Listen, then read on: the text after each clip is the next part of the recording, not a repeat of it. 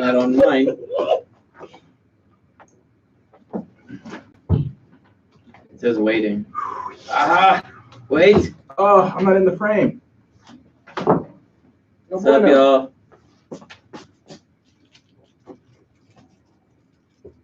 Golly, this Jim versus Pam Stanley Cup final rivalry is getting ridiculous. So Jenna Fisher is cheering for the Blues, and John Krasinski cheering for the Red Sox or the Bruins.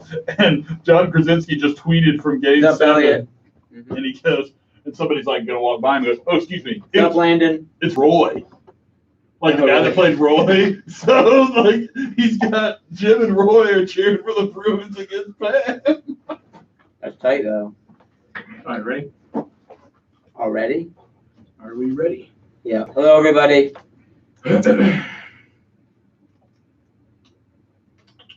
You don't want to talk to the people at all? Oh, we'll take 31, man. We got to go. Mm. Let's get going. Yeah. Very, very structured here. Oh, yeah. On time, every time. Mm-hmm. What?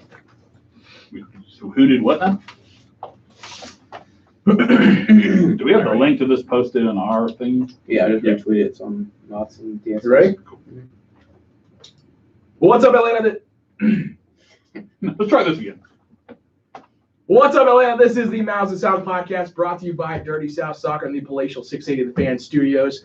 I am Eric Quintana, Josh Bagman next to me, Sam Franco in front of me. First time in a while that all three of us have been in the room. The gang is back. Doing it behind closed doors. Behind closed Yeah. doors. Behind closed doors. Eric, we have to ambush you because Josh and I planned this out without telling you.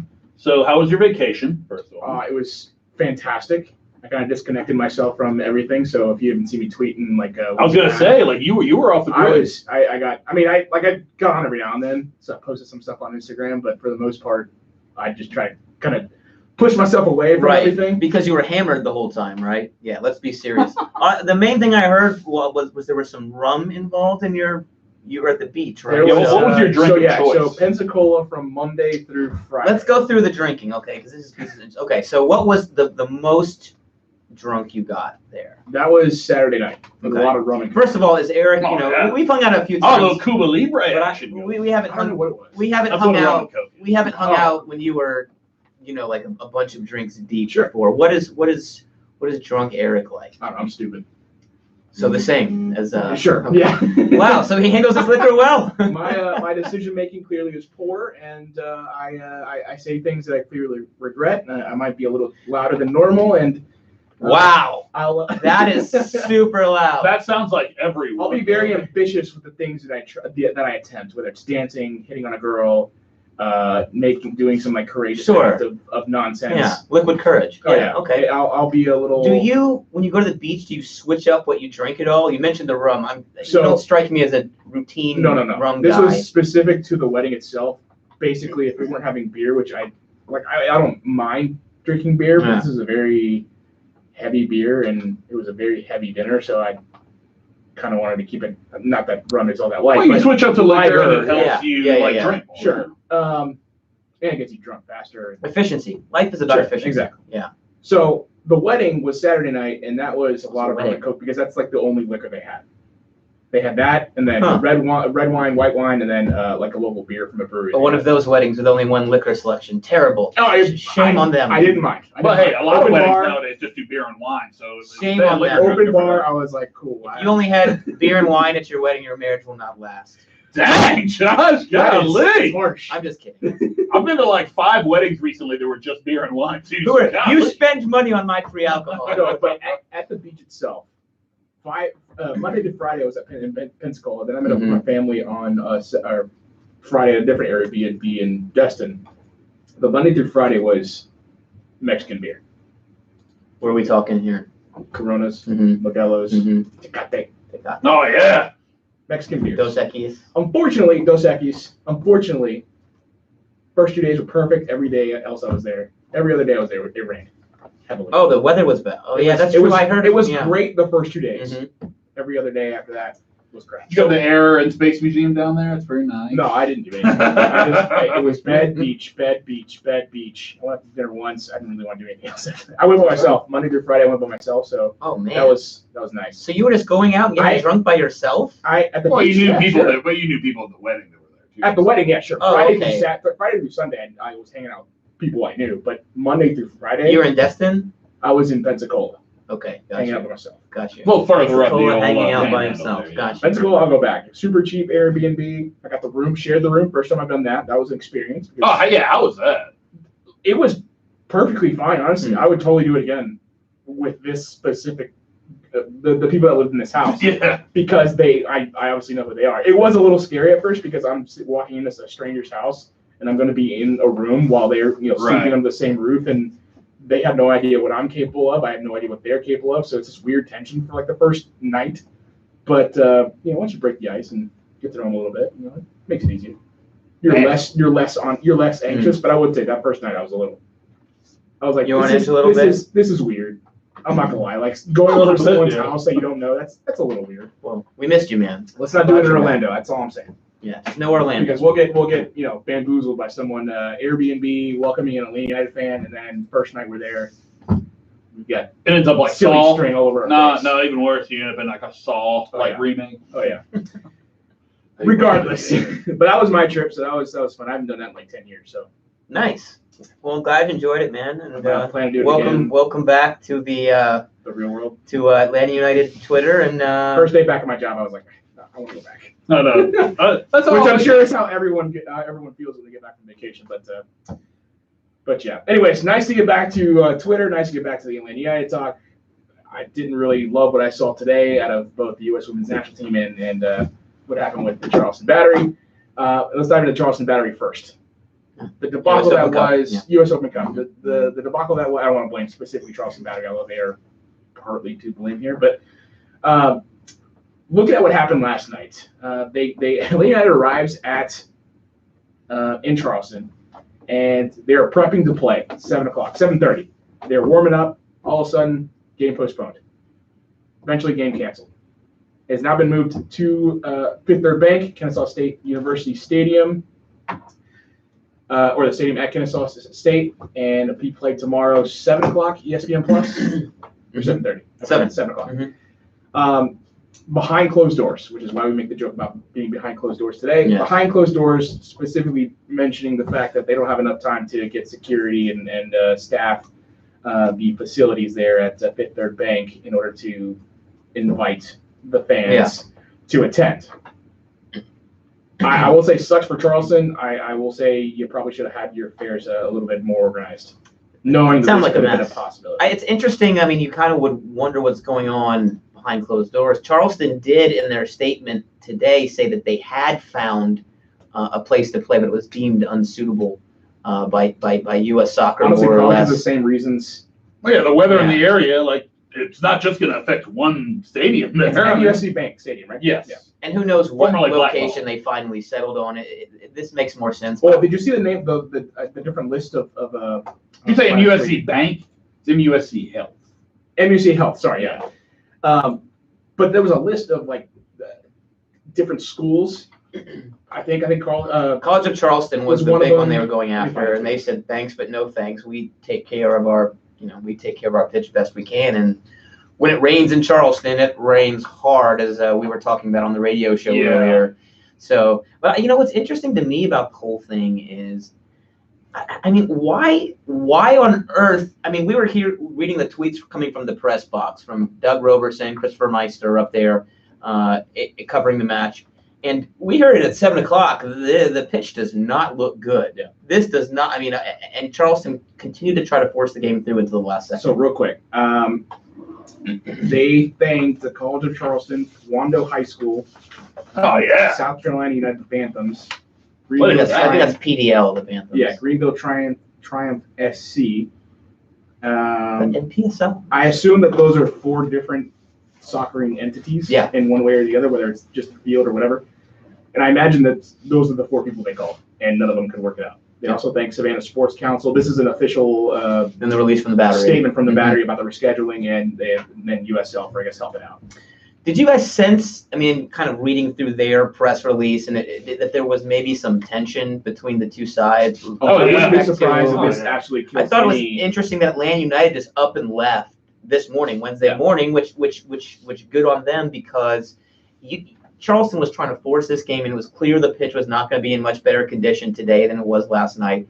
And Atlanta United just said, we're out of here. You haven't given us a feasible alternative. It's past, I think it was 12 hours that they have, the rule says, to find a new facility. I think it was 24 hours. Was it 24 hours? I don't know. They I had don't till know noon today was the initial deadline that was given out. So good on Atlanta United saying, look, we're not going to deal with this. We're going home.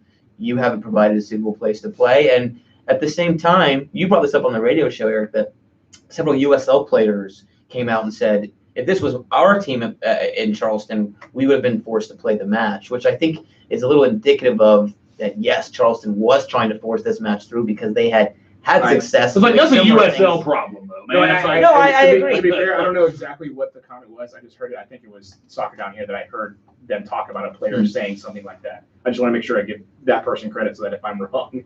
Yeah, and I can throw it on that has that been floated around, though. If this was a USL match, it would have been played. And certainly, I mean, And I don't. the Columbus It's Crew not- Atlanta match was played. It's not that far-fetched to think that a field in that condition in USL that absolutely would have played. So it's not that crazy to think that Atlanta United could have played on that field had they not said anything. I'm with you. Good on them for actually pushing the issue through, for them contacting US Soccer and everyone involved with the US Open Cup and then trying to get this moved to a safer, I mean, you got Pity Martinez, who was going to be in the starting lineup. You've got Nagy, who's going to be in the starting lineup. You've got Lorenowitz in the starting lineup. If anything happens to them, not to mention Miles Robinson, Escobar, if anything happens to these players, you're talking about a major loss for possibly a significant portion of the season. Now, that's devil's advocate. Well, especially with some of these, like not Gold Cup, but Copa America coming up. Yeah, exactly. You don't want to take that And risk. you would just hate, from a purely sporting perspective, to go out of the U.S. Open Cup to USO competition playing on that monstrosity of a pitch. I mean, it's that simple. I mean, there were giant guys. It looked like they had sand bunkers out there on the. That's the other part of this. Is I think the general terribleness of Charleston's pitch. Oh, Makes they're it so not when it taking does care of it. rain, you're not talking about slick grass. You're talking about mud puddles all over the place. It's crazy to see how the quality of that facility has fallen over the last. It's been open probably 15 years. Well, it's or the so. first ever soccer-specific At least. stadium in the United States. It might be, yeah. I mean, think it it's is. certainly in the Southeast. That was the Charleston Battery at one point were kind of a pinnacle of soccer in the Southeast. So it's sad to see kind of the state of affairs there right now, and because the pitch is not properly taken care of, and it made it so there's no way we're gonna be able to play this match at noon tomorrow, even if it stops raining, because there are literally puddles on the pitch because the grass isn't well enough taken care of. First modern era stadium in the United States designed specifically for soccer. And it was a fantastic. I mean, they've got the. I love the there. venue. I love the venue. It's Yeah, great. me too. It's great. Me too. Doug Robertson tweeting out throughout the day, maybe even last night, asking if, he was being asked if the Atlanta United players were soft. There was that whole angle behind this. Charleston Battery fans obviously wanted this game to be held in Charleston. They wanted to see their team play. Understandable. They obviously and can't, honest, for now that we know that. And the it's second big round of the KFC. US, and a big part of this, Eric, is the second round of the US Open Cup is next week, and This had to get done. and Charleston have a USL match against Tampa on the weekend. So there's a short time period you can fit this into. Yeah, I mean, look, Charleston shouldn't, or the Battery should have known this was a possibility. They should have had some kind of backup plan in place. And I can't speak highly enough. I love it when it always looks bad to complain after the fact. For Atlanta United to go through what they went through, making sure they were bothering U.S. Soccer. Now, I'm sure this lights a match to the relationship that the Battery and Atlanta United had. I'm sure that this is pretty much the end of the happy, good feelings. Other than the cordial relationship. Exactly. Though. I mean, they're still going to be fine. I'm sure they'll still. Well, just regionally, it makes sense for Yeah. Atlanta to be in the Carolina Challenge Cup in the future, things like that. Although if they're qualifying for the CONCACAF Champions League regularly, But then they're not going to have to worry about From now on, there's probably going to be, whenever they're in the same room together, there's probably going to be like it. you jerks, Yeah. making us move the game to Because we had nowhere to Kennesaw play. State University. Hurrah!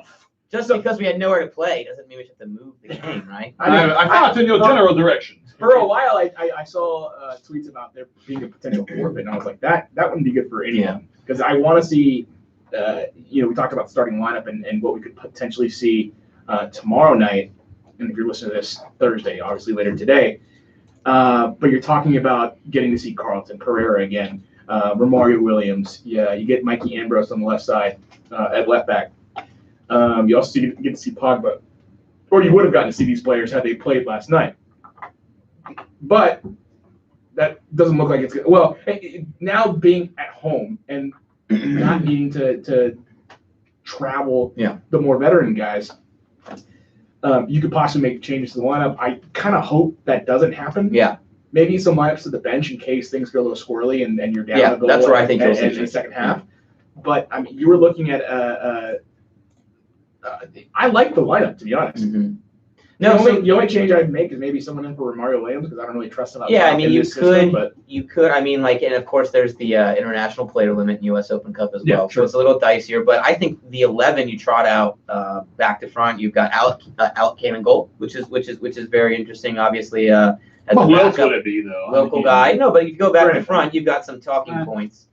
So you've got him there. Mikey Ambrose starting on the left, I think, is someone that we were really interested in seeing. He struggled with fitness. Can he fight for minutes with Breck Shea? And then, go ahead, Eric. I was going to say Carlton's, as on paper, based off what the lineup that was thrown out there, Carlton was essentially being handed the reins of this attack. Yeah, he's going to start underneath Romario Williams. Yeah, you wanted to see how that kind of rolled out. You have and Carlton really, there's no one that you're going to really sub him out for, it looks like.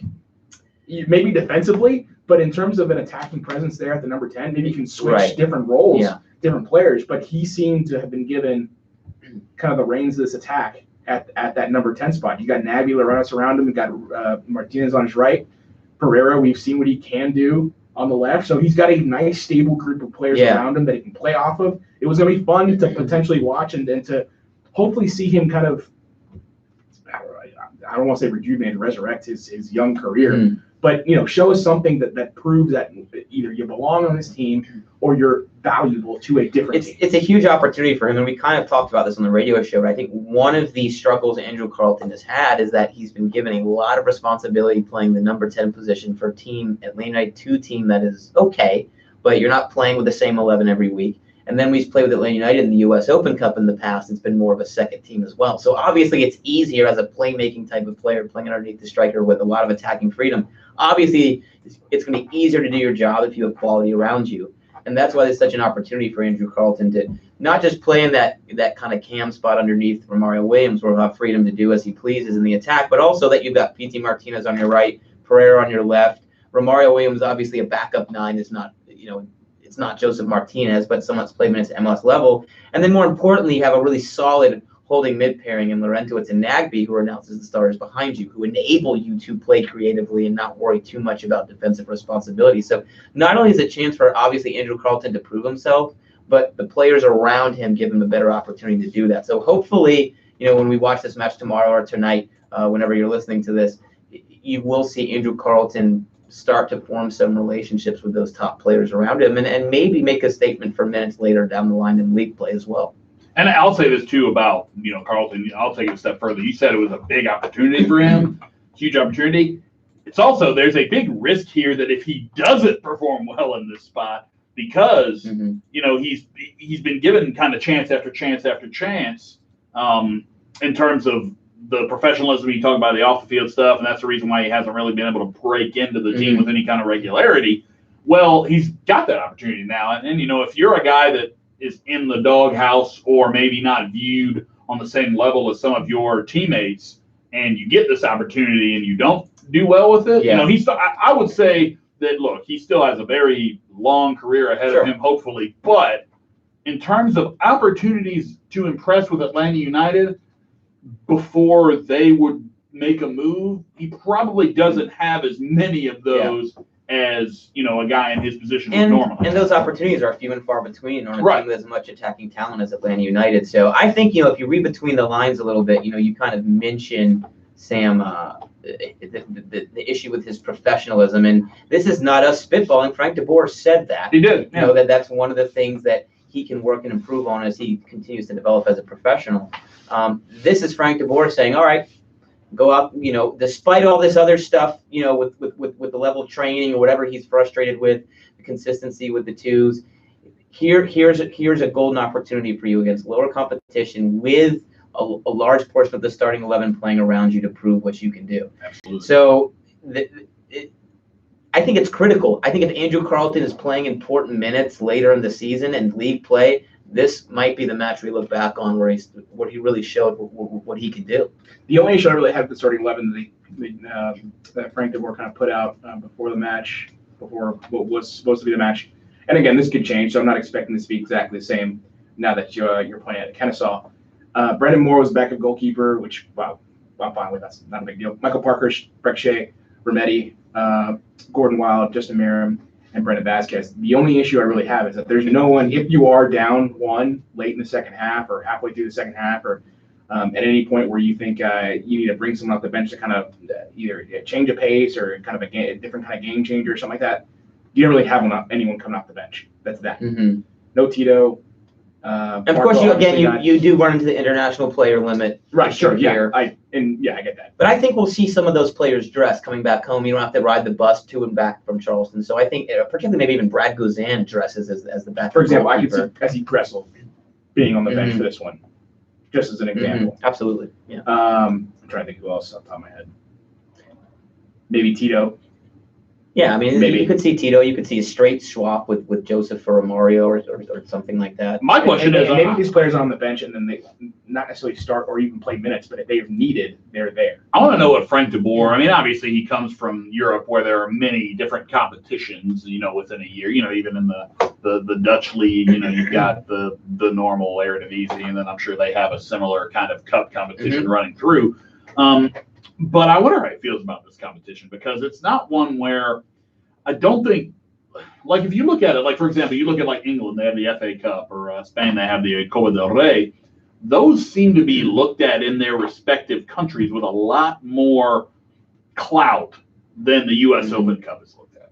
So I wonder what like Frank DeBoer kind of. Well, I know he knows that it's part of the schedule, but at the same time, I think the U.S. Open Cup from a perspective, how is it viewed from the outside? Certainly, it's not as important as other domestic. But cups. even within the United States, I'm just saying, like it doesn't feel like the teams participating in it take it near as seriously. I agree. I think the perception of U.S. Open Cup is, and a lot of this has to do with MLS. I think not really playing well with others. Yeah, and also exactly. Not playing well with others. I hear a lot with them.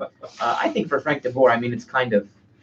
It's similar, though, in terms of what you're going to do. You're going to rotate your team. You're going to have a mix of young and old, and I think this 11 is a good example. I honestly think this is a stronger lineup than we would have seen out of Tata. Tata didn't care at all about True, but let's remember we're in kind of a weird time where it's the Gold Cup break. You don't have a match, for 2 weeks after this, so maybe Tata comes out with a little bit of a stronger 11, knowing you don't have another match for a couple weeks, so fatigue's not an issue. Because I look at this lineup and I'm like, I mean. Really, Romario, Carleton, and Pogba. Okay, Cam too, but Romario, Carleton, and Pogba. Those are only three major changes out of this. Because if you got to think that if Mikey Ambrose is healthy, that's no surprise. He might be starting over Breck. Normally. So that's not that crazy, and it's a great opportunity for Mikey Ambrose anyway to get his back to playing actual matches. Pogba, we saw he was fairly decent in the last showing, so I mean it's not that far fetched that he would make total sense. Parkhurst on the bench, so it's not like he's. The one thing you can say is that this is not it's a second choice lineup, but it's not a second choice lineup that you would think of in maybe in some other matches you see tonight where they really rotate their squad. Right, they really get somebody. He's got a lot of starters. The only player, the only player that really jumps out at you, as we've talked about basically the whole time, is Andrew Carleton. Do you think it's fair to say too that because he's still trying to implement his system and then still wanting the players to get comfortable with it, maybe he treats this a little bit differently than he would if the system implementation wasn't as big of an issue? Yeah. Especially because like I said, you have 2 weeks after this match, so it is another chance to. I agree with Sam on that. This is probably amazing. A better mix. This is probably a better mix of what you actually want in a Frank DeBoer system. In what sense? Fit it better? I mean, you've got a guy in Carleton who I feel like is going to do maybe a better job of distribute. Not that Barco's absolutely. I don't like where this is going. But I know, right? But I feel like Carlton is just more. He's a little more patient than maybe Barco is. Agree or disagree? Disagree. No, disagree. Okay. Well, I just think that again, like somebody said on the YouTube chat a minute ago, like I feel like I think what I'm saying is I think that it's going to be a little more controlled as opposed to Barco, who has a tendency as soon as he gets the ball, go forward quicker rather than assess the situation. Maybe Joseph Martinez is sort of the same way with Romario and Carlton. This is more set to maintain more possession, maybe be a little more patient on the ball as opposed to just go. Yeah, I mean, you could definitely see more possession with I think that's right. Carlton. Yeah. Sorry, go ahead. But no, it was like Patrick on the YouTube comment says, because we're talking about Carlton, he says, well, when is he not impressed when he's played with the ones? He hasn't had enough minutes to play with the ones. Well, it's like because he hasn't impressed with the twos. He hasn't earned minutes with the ones. And anytime he's been with the ones, he's looked great. That's the thing, but that's because he's playing with all these other really good I don't players. think his play. Yeah, I wouldn't say great. I'm with you, Josh. I don't think he's been consistent. Yeah. He's giving you something every match. But to be fair, he hasn't really. I mean, the commenter Patrick's right though. I mean, how many times has he played in MLS? But you can't have it both ways, right? You can't say, oh, he's always impressed with the ones, but then always also use that he hasn't gotten enough minutes to show his best argument. Because he's been average with the twos. You know what I mean? When he's played. And I think but the thing is that you're assuming that the quality of his play has anything to do with why he's not playing more.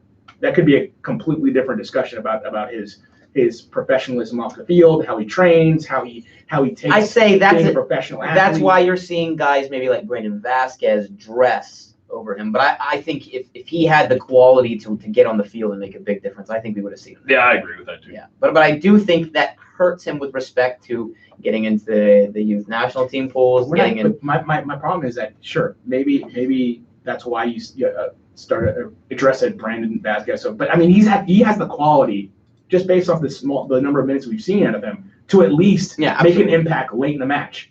The fact that he doesn't even make it as a sub, that lets you know it's not about his play. Yeah, that's more or less what I'm saying. That's more or less what. Yeah. It's more of all things being equal. With I'm gonna dress this guy over you, and not even put you in the 18. We saw Tata Martino do that quite a bit as well. But the whole Andrew Carlton thing we have to wait and see. But again, I can't stress it enough. I mean these 90 minutes coming up against Charleston, assuming we see the same 11, I think are massive in his trajectory at Atlanta United in a lot of ways. So that's going to be what to watch for, I think. It's not Atlanta United, whatever team he has. And and the other part of this is this gives us a link into Frank de Boer's mind, and I think in that he is committed to playing PT out wide and not underneath, which is something that we actually kind of criticized him a bit for, was when we were seeing PT play underneath instead of Barco. Now you're seeing Carlton play underneath instead of PT. That shows you for sure Frank de Boer is thinking, all right,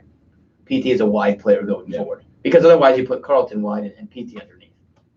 Yeah, that's I like that Frank de Boer has kind of come to that realization, because that's where he played at River Plate. And he changed it after 2-3 matches. Sure. I mean, it's not like but this shows you, I think, that is 100%. The formula going forward for PT is to stick him out wide, let him drift inside when he wants to, and you've seen that evidenced by playing Gressel there instead of him, Nagby instead of him there over the last couple fixtures, and now even Andrew Carlton instead of PT at the number 10. Clearly, I think the plan is for him to play in a wide position. Doesn't mean he can't come inside centrally and play, but clearly, I think this last month or so shows us that Frank de Boer wants to use him as a winger instead of an out-and-out number 10. That U.S. Open Cup match for Atlanta United will be played 7 o'clock tomorrow night, Fifth Third Bank Stadium at Kennesaw State University. It's a closed-door match, not open to the public. Will be broadcast on ESPN Plus. They'll have the draw, I assume, later that night, or maybe around the same time.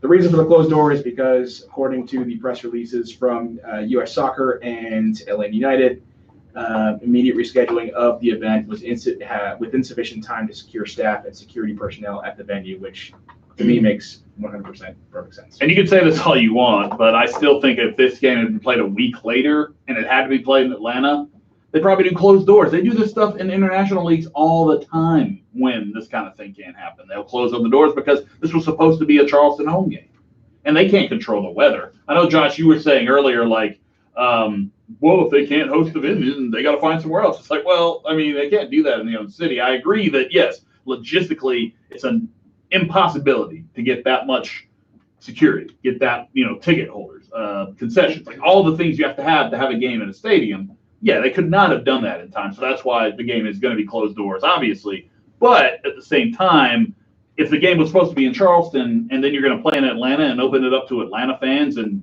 they could come close to, I don't know, selling out the venue. I mean, we've seen Atlanta fans do crazy But, things. I think Charleston was probably pushing that angle, and that's why they wanted to force the match in Charleston, because they knew that they couldn't find a venue in time. Right. They forfeit the right to have the match anywhere. So, I mean, I think absolutely if they wanted, U.S. Soccer and Atlanta United to said, no, I mean, you forfeited the right to host a home match. We are now selling tickets at Kennesaw State. I've heard it. I don't think there's really a precedent for it. I've seen it in the press releases, and I've heard it from other people as well, who have no reason. Well, to be fair, in the press release, they're not going to say. No, true. Yeah, true. I don't. To me, that's a fact. I'll give you like 5%. Me personally, I'll give you like 5%. That's a good reason for, or that's the reason for. I'm just saying, having worked in as many college athletics with neutral site hostings as I've had to work with, that's usually how those things kind of go. Because teams do not want to play road games. See, personally, to me, that's like conspiracy theory type level stuff there. No, it's not, because teams don't want to have to play home games on the road. When you forfeit the right, you forfeit the right. That's like. But it's not. But again, they didn't the weather being an issue. Like the only way they would have been able to not forfeit the right would have been to find an indoor venue. They could not have played. Maybe. If those entities that they mentioned in their press release had said, yes, you can play here, I think they would have played today. But why would those places have said no? I don't think it's necessarily because of field conditions. I think in the case of College of Charleston, I think it seems like that. But I mean, it's just because of all the difficulties Eric mentioned. I think there are a lot of logistical. So you think like the high school was mentioned? Do you think a high school is going to have better groundskeepers and grounds crew than MUSC Stadium? No, but I think they said we don't have the capacity to put on a U.S. Open Cup match here with 24 hours notice. Well, no, and nobody does. I'm not saying that's not a reason, but I'm saying it's not the only reason. I wouldn't have been surprised at whatever location, if they had played today, whatever location they would have picked, if it still would have been a closed door match because of the security. Well, no, of course it would have been. Yeah. So to me, it's got nothing to do with them having. Them forfeiting. It's part of it, but I think that if they didn't have any really ground to stand on. If U.S. Soccer, running the U.S. Open Cup and Atlanta United said no, if U.S. Soccer said no, you can sell tickets fifth, third, there would be nothing Charleston could do. Well, we all know how well organized and top notch of an organization U.S. Soccer is. And speaking of that, oh boy, yeah, let's move over to the U.S. Women's National Team. Man, I got to pat myself on the back. That was a good segue. Good for you, Sam. Good for Sam. U.S. Women's National Team, in case you've been living on a rock, 13-0 winners over Thailand yesterday. What?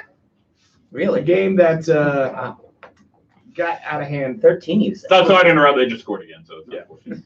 I mean, I was going to say got out of hand pretty quick, but 10 goals came in the second half. Yeah. I was going to say, it didn't really get out of hand. It was only 3-0 at halftime. Yeah. USA was pretty wasteful in the first half, though. Here's the way we're going to frame this discussion, because there's really two major points to this.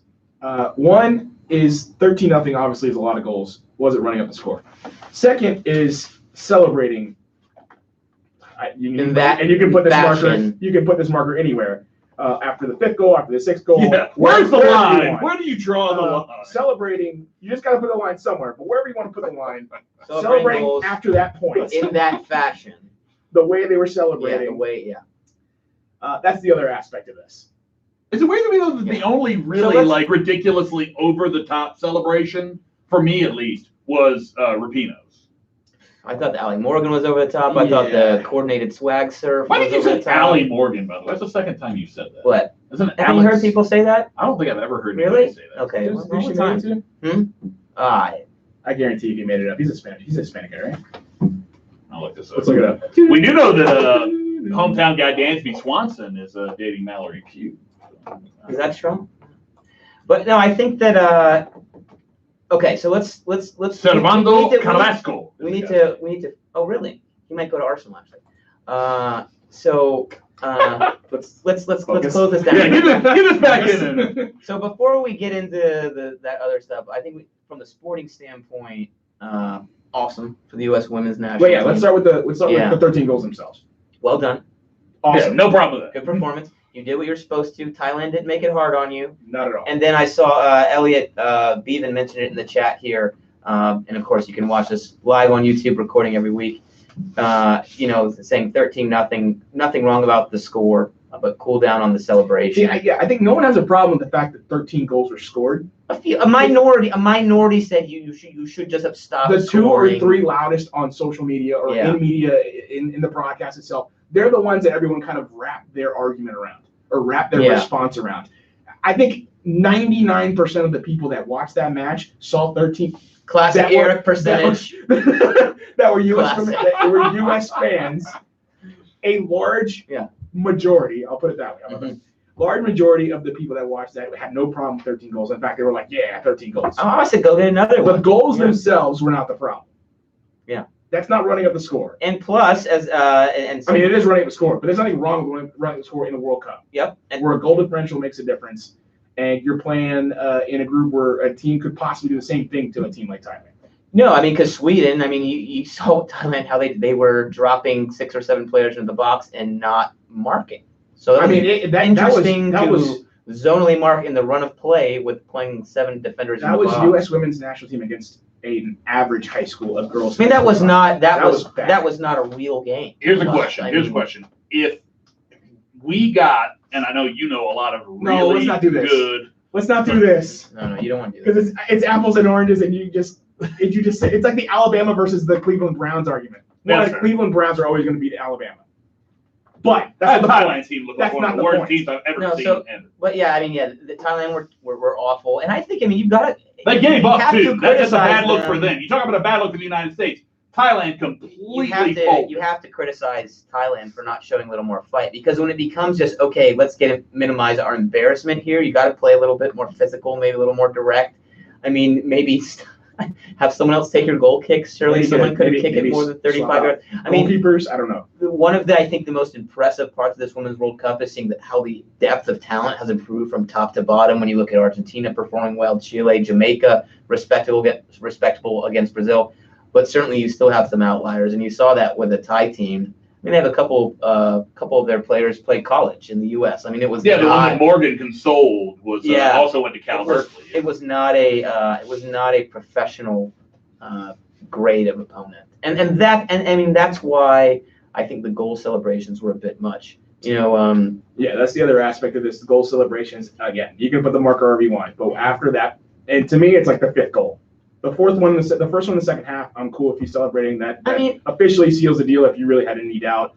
But after the 4th goal, I was like, all right, well, you're the reigning World Cup champs. You have clearly been here, done this before. Yeah.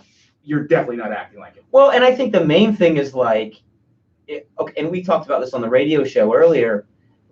So if you score a goal in the World Cup, I get it. Celebrate. That's too, you want to run to the corner flag and celebrate. You scored a goal in the World Cup. Maybe you had a nice First assist. one, right? Yeah, or whatever. I don't care. I think any If goal. you If you're the goal scorer and you celebrate, I don't mind it. Okay. I don't mind it. It's the team aspect. But we're talking about choreographed stuff. Well, they're doing the flag thing, surf, the Morgan, the bench running to the corner flag. Look, if you scored a goal to make it 13-0, it's not that big an accomplishment by definition, because the other team sucks. What did the bench run to the 13 corner goals. flag because that one girl scored her first U.S. But they did it on and goals. that's the other Goals. exception. That's the other exception. Yeah. Well, that's the other exception. But then, I just thought it was. I thought it was embarrassing. I really. That's too strong. And I thought, you go there, you're a representation of your country, a representation of your sporting culture, and everybody is taught not to behave like that when you're up big. And I think I'm even on the side where I'm like, yes, run the score up, yes, celebrate, but we don't need this crazy wild celebration from the entire team that you would normally see for huge important goals. I thought it was a really bad look for soccer in this country. I thought it was a bad look for American culture. We already have an issue with being seen as arrogant and not sporting around the rest of the world. And, it's wild to me that people say, oh, well, if the men had done it, it wouldn't have sparked criticism. I mean, it happens all there the would time. be. Yeah, I was gonna say that's asinine for anybody. First of all, For it's the comparative. asinine because the men would have to actually make the World Cup first. Number one. Yeah, so first of all, what were some of those stats we saw too, where like the women scored 13 goals in this game? The men haven't scored 13 goals in like 6,000 plus minutes of World Cup action. Yeah, I can crush that argument with one thing: the men play tougher opponents. right, okay, right. Well, that's fair. Yeah. First of all, it's a bad hypothetical because the U.S. men have to get into the World Cup and worry about beating the likes of Jamaica first. But if that had happened, there would have been a global inquisition into American arrogance and lack of sportsmanship. That hasn't already happened. Absolutely gotten it tougher. Which we can do, equality and all, but we're not going to. They would have gotten it tougher, and I think because there is such a justifiable focus on improving the women's game, on gaining respectability for the women's game, and it's improving so much that sometimes I think people are hesitant to criticize in any way. And this should be criticized because this is not how you coach your athletes to play in this country. And you see a team acting counter to that against an opposition that's completely helpless. It's not even of professional quality. I personally thought that some of the takes from Canadian television that I think people were saying were overdone, I thought they were spot on. And they said the same thing. They said, if you want to go score 15, 16, that's fine. That's on your opponent. But you would side with the Canadians. Of course. But calm down with scoring the 13th goal in a match because it's not that great of an accomplishment, being that the other opposing defense just conceded 13 goals. The only exception I'll make is if it's your first. If it's your first goal in a World Cup and you're like, hey, this is your first World Cup, I'm all for you celebrating.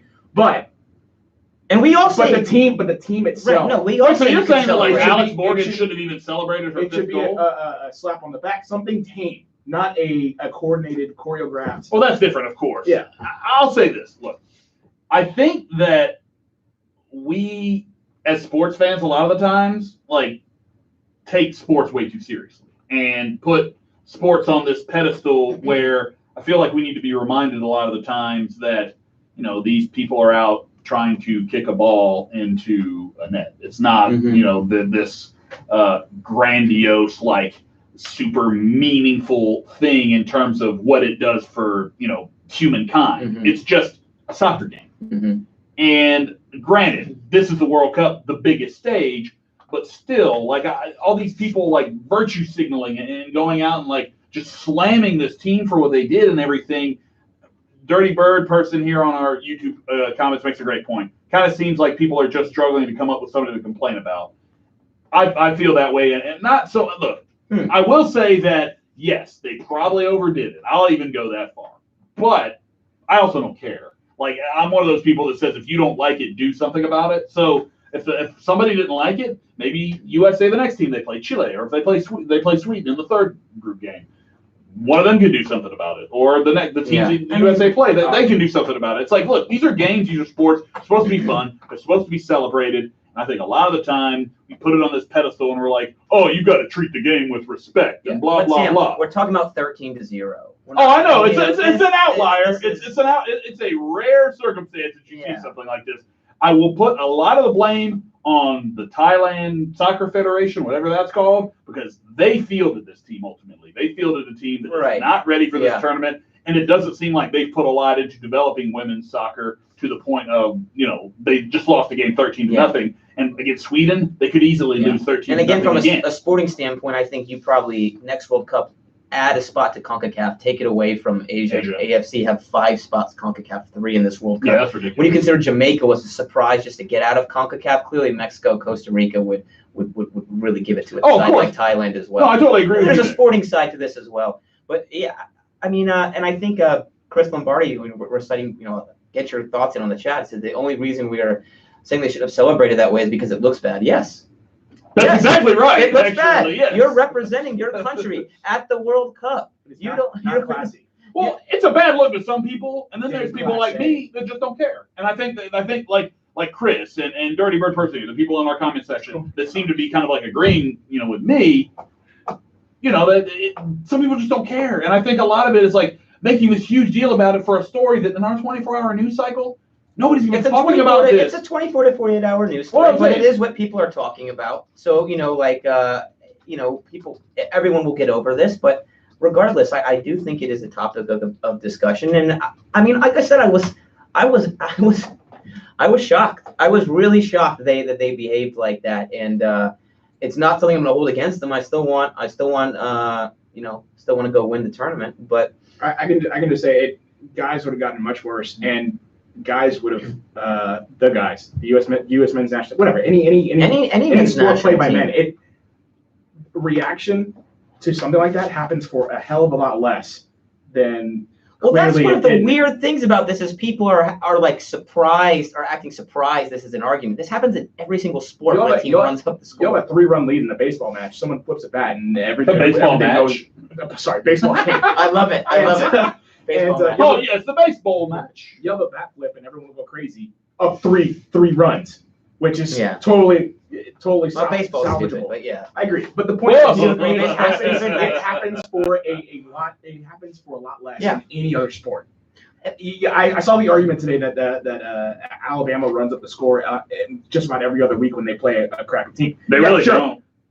Even when they do, though, let's just assume every other week they do run up the score. What do you not see them do after 45-0? You don't see the team. You don't see them celebrate. Yeah.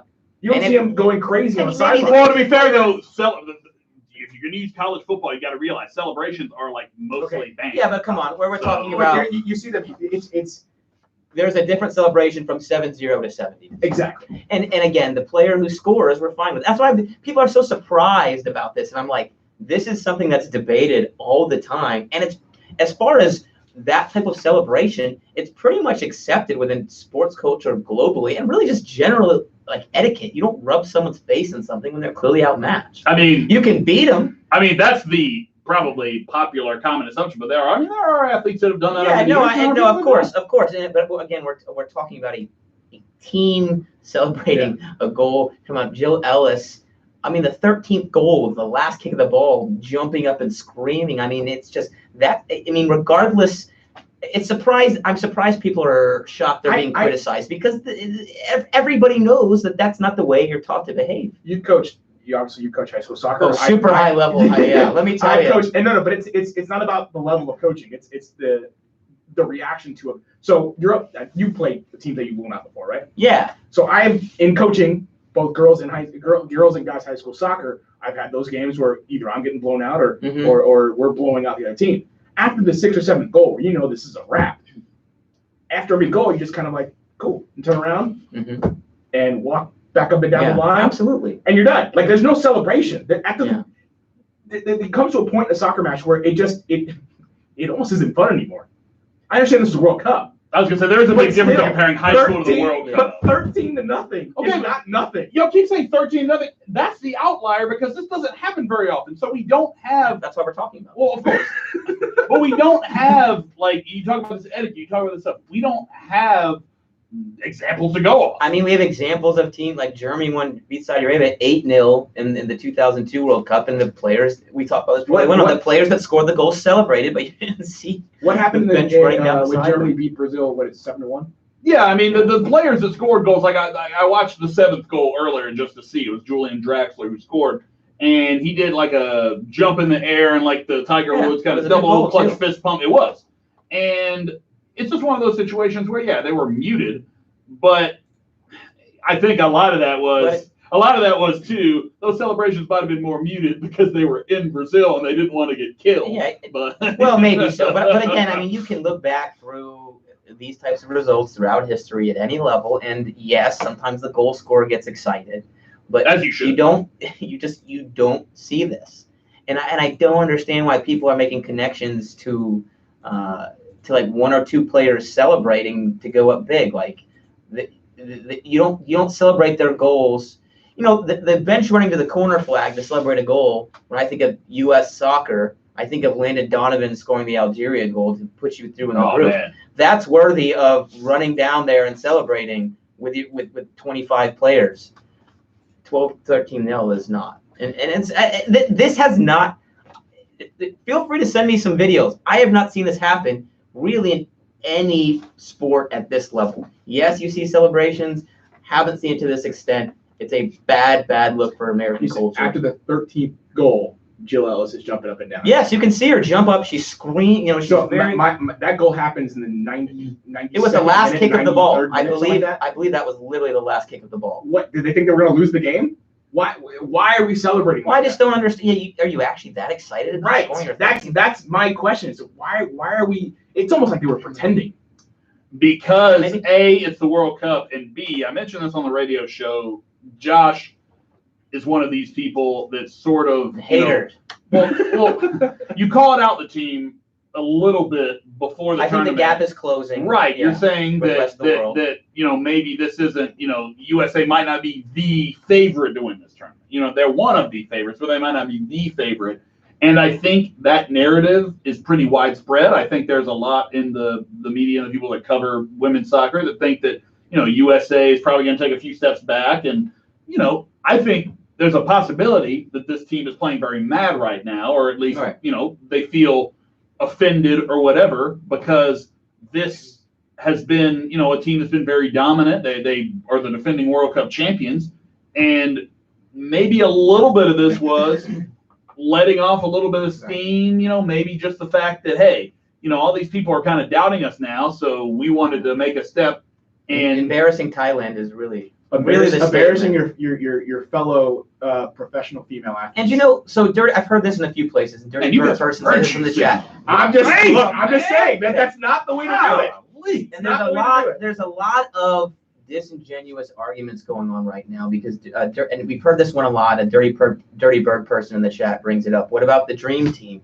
First of all, the Dream Team, yes, they ran up the score, but they didn't celebrate like that, and they got raked over the coals in the international media. Absolutely destroyed. Oh, yeah. So it's totally revisionist history if you're saying, oh, well, the Dream Team ran the score up and no one said anything. But didn't they get raked over the coals for more because they were so they had all the NBA players? They got raked simply for running the score up, even though they were not behaving in the same way. Well, even at 96, when it was in Atlanta, 4 years later, I went to, I think USA played China at the Georgia Dome in a game, and that Dream Team had Shaq and Karl Malone and some of the other players that moved on. So they beat them 150 to 80 something. And you didn't did you see? It wasn't, but they weren't. It didn't feel like they were intentionally running up the score. It's just what are they supposed to do? And that's what this match. That's what this match looked like against Thailand. For the U.S. women was, you don't have to try to score. You just go score. It's that easy. But that brings up something that I got with you on the radio show.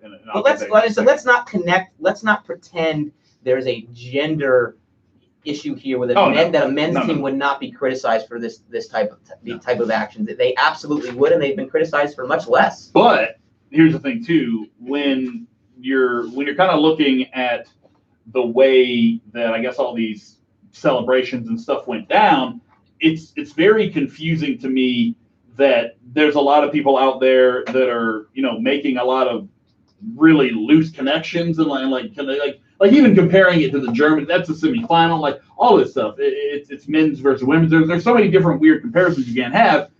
And I just think that, again, when you're looking at this, it's not that complex of an issue. I feel like you can kind of break it down into, we were saying, obviously they shouldn't be rubbing it in their face like that. It's probably a bad look. But in the end, this feels like something that, it's going to cycle out with a 24-hour news cycle, and it's not going to be something. And, it's unfortunate because it's probably going to keep getting brought up every time they play a game now. That's going to be the early story of the World Cup. I don't think it's going to go away anytime soon. But I will say the outrage over it is going to cycle. They'll move on to They'll move on to something else.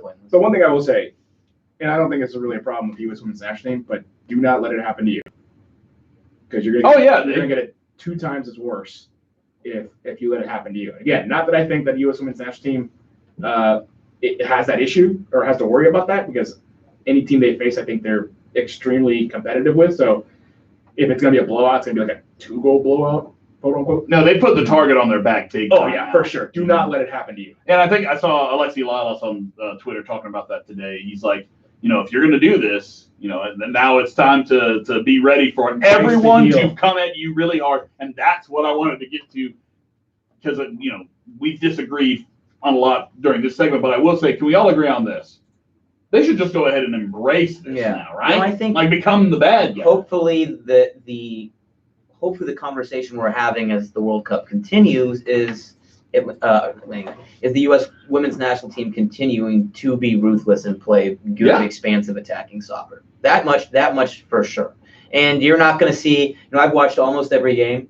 I've not seen a team where it's going to be like 13-0 or anything like that. No, Thailand is really like and again, the worst team by far. That goes to show the incredible improvements of women's soccer globally as it's gaining respectability and federations are starting to finally commit some financial to it. Is that you would see Thailand. Except Thailand, right? And a lot of countries need to get their together. But you're seeing improvements in the games, and you used to see a Thailand kind of U.S. match a few times in the group stage. If you look back through the last, particularly like when you get back into the 90s and early 2000s, and now you're seeing teams that would have gotten beat the way Thailand did 4, 8, 12, 16 years ago, competing with the big time opponents, as we've seen with Argentina, Chile, Jamaica. You go down the list.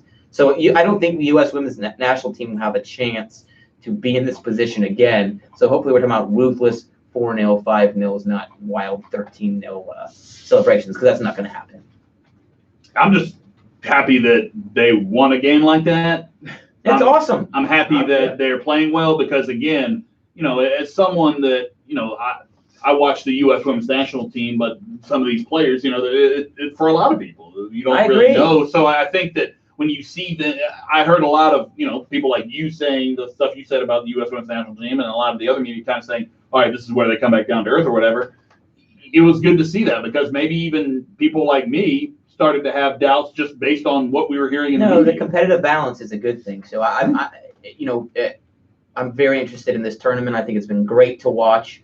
And it'll be really interesting to see, like you guys say, if this adds an extra edge to the U.S. women's national team as well as their opponents going forward. But now they've got to embrace the attitude of kind of ruthless aggression. That's the because I don't know if they don't, then that's when they could get. The thing is, I don't think that they have that attitude.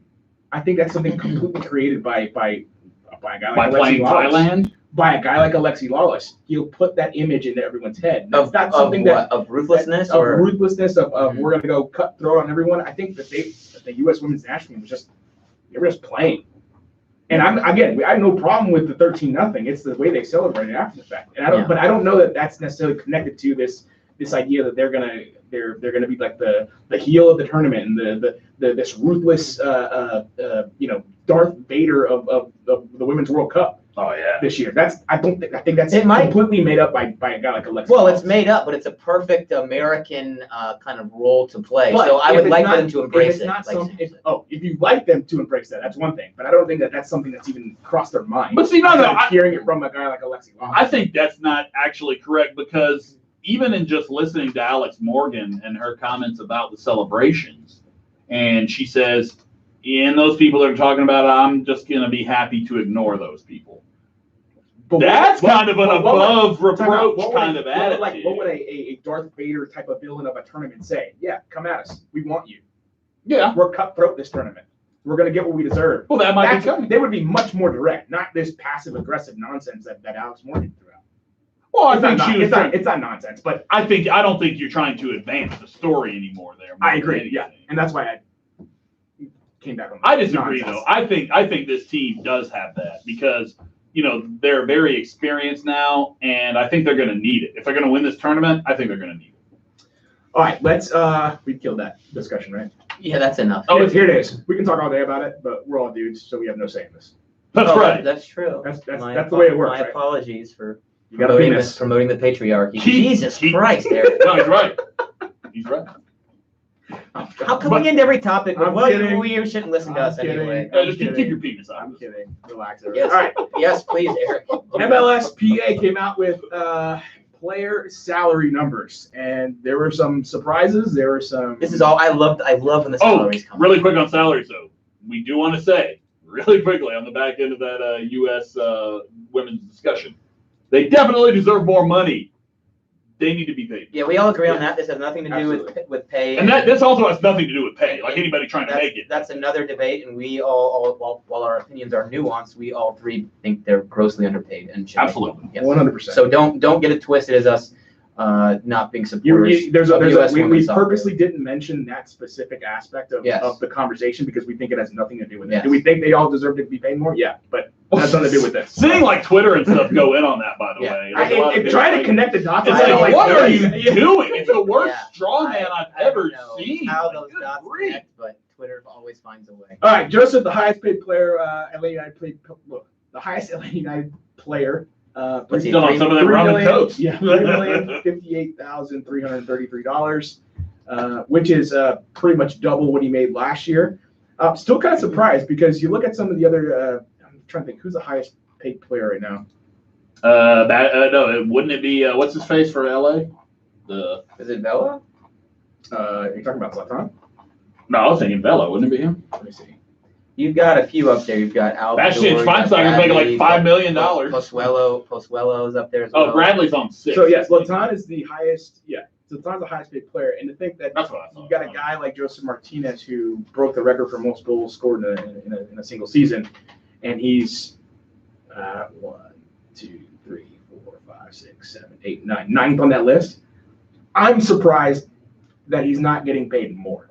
Right. I heard discussions that maybe he didn't necessarily want to be the highest paid player on the team. I don't know if that's true or not, but I am surprised. In the league, you mean? In the leagues, yeah. But I am surprised that he's, I feel like he could have asked for more. Yeah. Say more than a Josie Altidore was getting paid essentially $4.9 million. Maybe more than, maybe more than a Michael Bradley who's getting paid $6 million. I mean, He should be making more than Bastian Schweinsteiger. There's no doubt in my mind. Yeah, about that. there's certain impacts that a guy makes on a specific team. And you take away Joseph Martinez, and I know that he hasn't scored the same number of goals, especially early on, but he's still a fantastically dangerous player up top, to the point where every team has to essentially not change their philosophy, but their attention is paid to Joseph Martinez wherever he is on the field. Well, he has scored 4 goals in the last 2 games too. And so, the yeah, goals he's are coming back. certainly upping up that aspect of things. But to think that he's not even, and look, I don't know if that's on his agent. I don't know if that's just a personal wish of his that he didn't want to be up there. Maybe it's a look to the future, longevity of the contract, that sort of deal. Because again, he is getting paid $3 million over the course of 5 years. So maybe that's how they had to work it so that he get paid more over a longer period of time. That's just the one thing that I guess stuck out initially about the player salaries. A couple other things. Pity Martinez, $900,000. That's his guaranteed compensation. Yeah, that's kind of shocking. Like, I thought he'd be making more just because he's a DP, and DPs usually, when I hear DP, usually you feel over $1 million. And B, this is the reigning South American Player of the Year. Which I'm wondering, maybe that. What does that mean? It feels like we've said that a lot when we talk about Pity Martinez, and I don't think it really means anything. So, I mean, I know I've said that after a couple of his games. Then I'm like, I look at Atlanta United, what they paid him. And again, I don't know if this is an agent, maybe this is personal wish for Pity Martinez. But my gosh, $900,000 for the South American Player of the Year, that doesn't seem like enough. And I don't know what that actually means anymore. I'm like you, Sam. I don't know what South American Player of the Year means if that only gets you plus the highlights and the the cups he's been in. I don't know what that means if you only get $900,000 a year with a team like Atlanta United. Now I know he hasn't lived up to even maybe that $900,000, but forget that aspect of it because when he was signed, that wasn't a part of the conversation. This is surprising when, especially considering that designated players don't count against the cap. So you think you'd get paid more? You think he could have demanded more? I think I just did a little research. I think I have some comments here on the Player of the Year award. So in 2013, Ronaldinho won it. 2013, Ronaldinho playing for Atletico Mineiro, not the same player as Ronaldinho year before that. 2014, Teofilo Gutierrez. 2015, Carlos Sanchez. 2016, Miguel Borja. 2017, Luan. You want to know what those players have in common? And Josh has probably heard of these. I don't think I've heard of those players. Yeah, I mean, they're all guys. This is something we actually kind of talked about. Is it really that big? A couple of months ago about the whole South American Player of the Year thing is misleading because you're talking about guys that play their club football within South America for that specific award. And Neymar did win it back-to-back. And to be fair, all of these guys did go to Europe. I mean, Luan is with Porto now. I know that Borja is playing actually with Palmeiras. So he's one guy that stayed. Carlos Sanchez I know he went to Europe and came back, But again, you're not talking about, you said Ronaldinho in 2013, Neymar in 2012. You're not talking about those types of names year in and year out. So he's not, when we say that he's not that level player, that being said, you think they could demand a little more out of him and point directly to Ezequiel Barco and say, look at what you're paying that guy. And I think Atlanta United response would say, we'll look at the transfer fee. It's a bit more. But that is one that jumped out at me. And then the Joseph one, I think you hit the nail on the head a little bit, Eric, with it gives you a window into what he wants from Atlanta and how he loves it, because he signed more of a long-term deal. And he could have easily made this difficult for Atlanta United because there were obviously teams in the transfer market after him. He never raised a fuss. He could have easily said, well, if you don't make me the highest paid player in the league, I'm going to Club America. Well, it's clear. He could have fallen in love with him. Yeah, so I think, again, $3 million, again, it's good, nice little check. Yeah. We're not sitting here is making peanuts. But again, I think it gives you a window into how he views his time in Atlanta and how he wants to be here for the long term, which is awesome. So here's a couple other numbers that didn't necessarily surprise me, but I just thought were interesting. LGP and Hector Villalba essentially making roughly the same amount of money. Mm-hmm. Hector Villalba a little more, around the $820,000 range. Julian Gressel, $130,000. You'd expect him to get a nice bump whenever he renegotiates that contract or signs a new contract with the team, which, yeah, everyone would love to have him go ahead and sign now. It makes absolutely no sense. I just want to reiterate this. It makes no sense for Julian Gressel to sign anything right now when you've got a collective bargaining thing going on after this. Yeah, we spent like a whole episode talking about that. I just want to make sure I want to make sure everyone understands. Just because he hasn't signed anything or because the club hasn't offered him anything, it doesn't mean that they're not going to offer something. We'll talk about that in January of 2020. The money is going to change. Yeah. So I mentioned LGP and Villalba around $820 million or $820 million. 820,000. I missed that number. Because of how close it is to a guy like Pity Martinez in terms of guaranteed compensation. We're talking about a difference of about $70,000. Pogba, $324,000. That's only because his last name is Pogba. Which that's another one that jumps. I'm amazed because he's making more than Julian Gressel. And I'd imagine at Saint Etienne he wasn't on. He was probably on similar to or around or less than that type of money. How does he not play him? Again, good on his agent. Doesn't play a match for 12 months or whatever and still gets paid $300K. So Dion Pereira making $56,000, which seems like a bargain right now. He needs to come work some summer camps with me, man. Side money. Let me see. He has to be one of your best players per dollar in MLS right now. Pereira. Probably. Yeah, that's a crazy low salary. Andrew Carlton, 85 or guaranteed compensation, $97,000.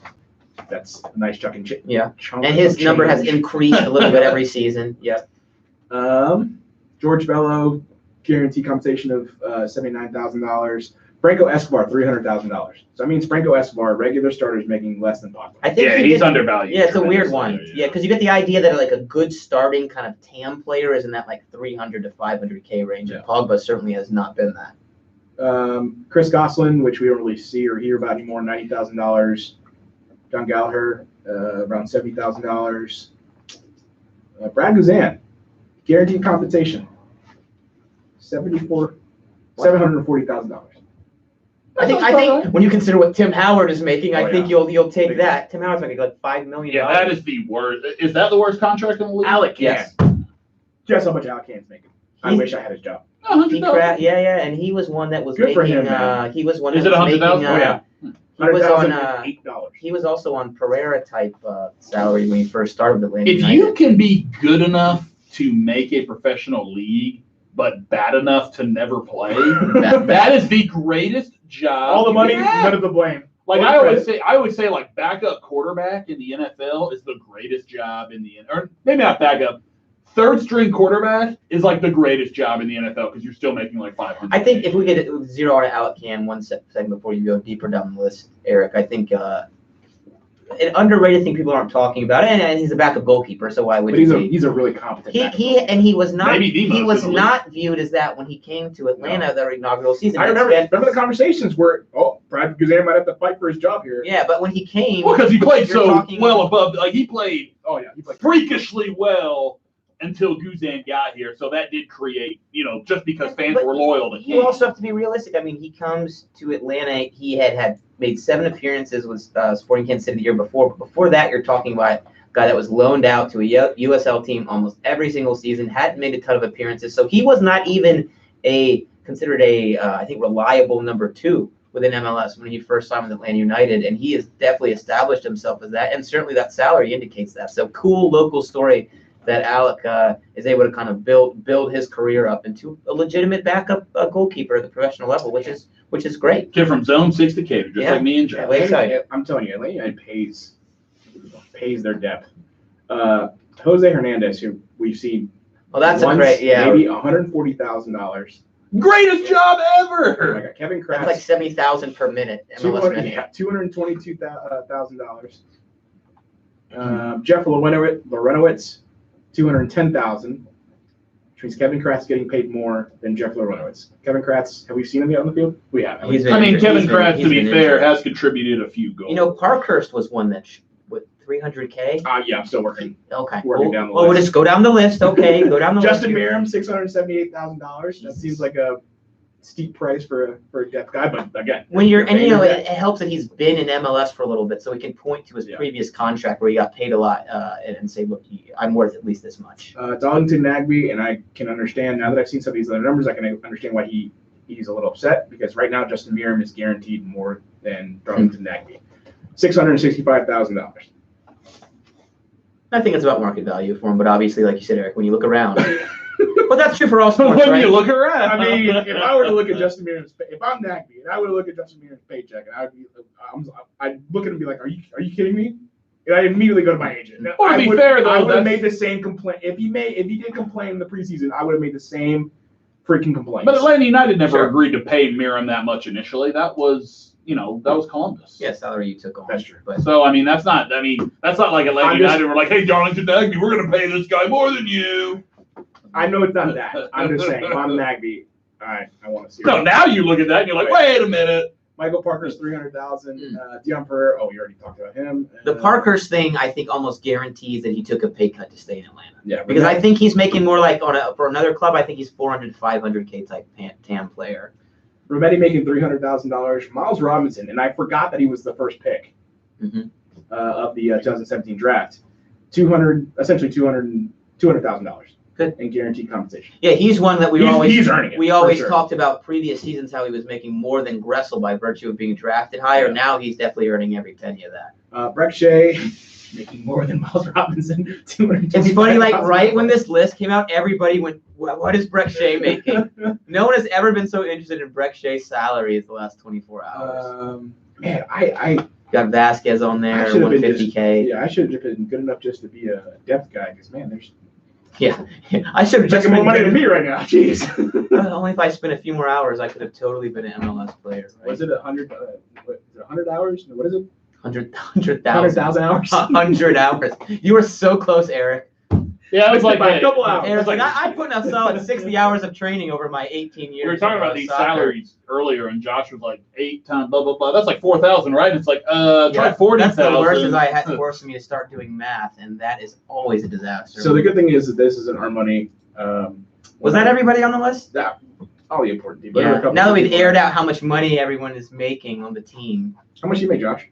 I actually those are confidential numbers, and TBD. That means like I haven't made any money. Druid Hills didn't win the championship. Let's just say this. Yeah, didn't win that state title. I'm not making Dion Pereira type of money. Let's just put it I don't think either of us. He's making the big bucks. I don't think any of us are making Dion Pereira money right now. Good for these guys. I could make Dion Pereira money for 3 years and never have to work again a day. Me too. I'm always for professional athletes getting paid more, getting paid as much as you can. Go get yours. It's a hard job. You're putting your body on the line. So I do see these high salaries for, guys like Merrim or Pogba, and we can question, who signed them and what the reasoning behind it is, but I don't hold it against them. Go get your money. You're working your butt off. No, I know how the players. Yeah. I'm just curious. It's one of those things where you just kind of want to know how it all worked out and how it all kind of came together. So it's, I don't know. I feel like this, though, looking at all these salaries and stuff like this, one thing is abundantly clear. MLS has a labor nightmare on their hands here That's in for terms of the CBA, The because disparity is crazy. this CBA and then the players are going to fight back hard. Yeah. Is it after this year or after next year? Regardless, I don't think we're going to avoid a strike. I don't think we're avoiding a strike. I think there's going to be a strike. Because the conversation on Gressel was it's signing 2020. after the season, right? Yeah. It'll be decided, or hopefully decided. I in don't the think it's going to be decided because again, I think there is Oh, especially no. So Gressel, the option's going to get picked up for sure. right. And then after next season is when he would sign the contract after the CBA, right? Yeah, but he still needs to wait because again, No, it would be, I mean, he would sign after the CBA, Right, but the right. idea was that he was going to wait, that his option was definitely going to be picked up by Yeah. the Yeah, and he'll wait to see how much he can make. Yep. and that's the thing. That's not affected. The option being picked up. That's before the CBA. Again, Right, that's something I'm sure we'll be talking about a lot in January. We might even be saying, is preseason going to start on time? That's again because I really do think that especially with looking at the way that some other labor negotiations have gone in other sports, I think this is the first time because of the success of the league, because it is. I don't remember when the last time they negotiated this was, but I can guarantee you that the league is way more popular now than it was then. And the players are going to use that to their advantage. They're like, well, we're the ones making the league popular, so we want more concessions. Yeah. I just feel like this is going to be a pretty bitter because negotiation. they are going to justifiably be asking for a large It just depends. Yeah, it depends on how much they're asking. So if but I think owners never want to give any increase, right? And I think the players are going to ask for a lot because of the improvements in the league that you've alluded to, Sam. The idea is always to ask for a lot and then kind of meet in the middle. Yeah. So I think that obviously the debate's going to be we're in that middle that they meet. I think there's a minimum standard that these players are looking for, and I think the big one right now is just the minimum salary.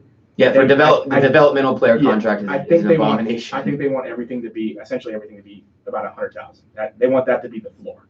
I mean, this league. And so that's where kind of the conversation starts, and it's really all about the money and the stability of players in the league, and taking away the kind of financial burden of taking essentially a pay cut from what could be a normal job at more money for a lot of these depth players. I think there's a lot of cheap owners in this league, and I think that's what's going to ultimately cause a I don't think they're as cheap as you think. I think there are cheap owners, but I think those are they're minor.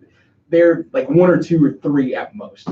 I don't know, dude. I mean, you look at some of the DPs on some teams compared to other teams. No, sure. I'm not discounting that, but that may be less of we're cheap, like Robert Kraft.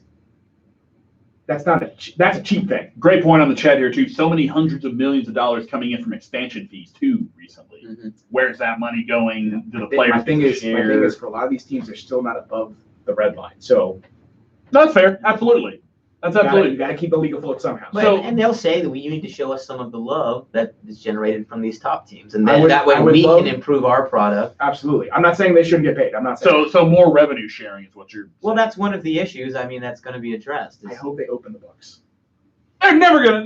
No way. They themselves don't even know the rules. I hope they open the books. That's the only thing I wish I'd get out of this CBA. I don't even know if that's a thing that they talk about in the CBA, but he's right. They don't even know the rules. But it would help. It would help the players open the books. That way, they knew what was coming in, what was going out. They had more. Oh, it 100% would. They're just not going to do it. Yeah, I know. They had more understanding of the not only the process, but actual the money being. Oh, and apparently it's 10,000 hours to be an ex. That's like asking any president to get their tax. So you were a lot closer than we thought, Eric. You were much so close. All right. Thanks, Patrick, for that clarification. Any final thoughts before we wrap it up? No, I mean, I'm excited to watch. Like I said, I'm excited for tomorrow's match. I'm excited to watch Andrew Carlton, and like you guys kind of recapped very well. The starting 11, assuming it's the same, is a great mix of young and old, and I'm looking forward.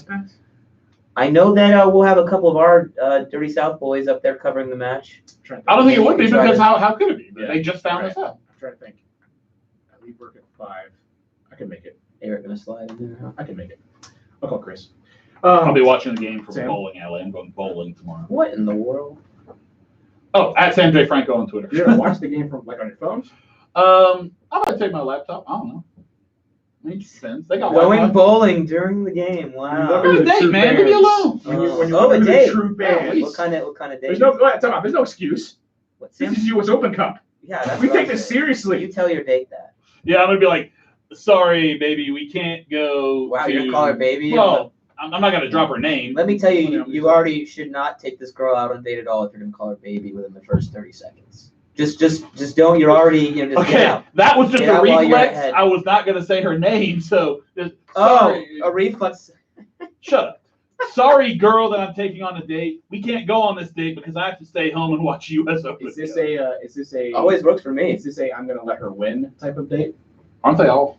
I mean, isn't it better for you to let your significant other win? Ooh, significant other. Oh, so this is Well- This is a established Oh, thing, wow. isn't it? That's not no, because All that's not right. what I meant. All Hatred. right. Wait till Leave she me hears alone. you All call her right. baby indiscriminately. Shut up. Next week, as we did Beeper in the life of Sam. Yeah, more Sam dating. No, never mind. I'm abstaining from everything for the rest of my life. No more dating. No more sex. Get out of here. Find us on social media at MOTS Podcast on Twitter. You can find me at Eric G. Quintana. You can find me at JoshB914. You can find me at baby on Yeah. Twitter, at Sam J Franco, please. Follow us on Facebook. Make sure you subscribe to the channel. We're at 250 subscribers. From the South look, Podcast on YouTube. We have tried from the beginning to grow this thing, and thanks to the help of somebody like SB Nation, all these people, I think that.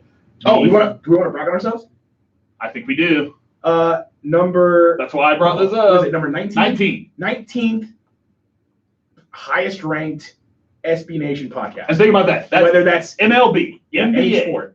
NFL. Is it the highest ranked soccer one No, or no. is Managing Madrid? Managing right? Madrid. The Real Madrid. They were right? 18, They're right? 18. We're 19. Yeah, so kudos to y'all. So that's we're tag team with Yeah. 5-stripe final. So just SB Nation. I mean, Yeah. you've got It's the Dirty South Soccer that's, Network. That's big time. So thank you all to all the listeners for. again, like Sam said, it's football, baseball, Yeah. basketball, any other. I mean, sport. no, you look at the Big time. list, like the Anything list that I SB saw.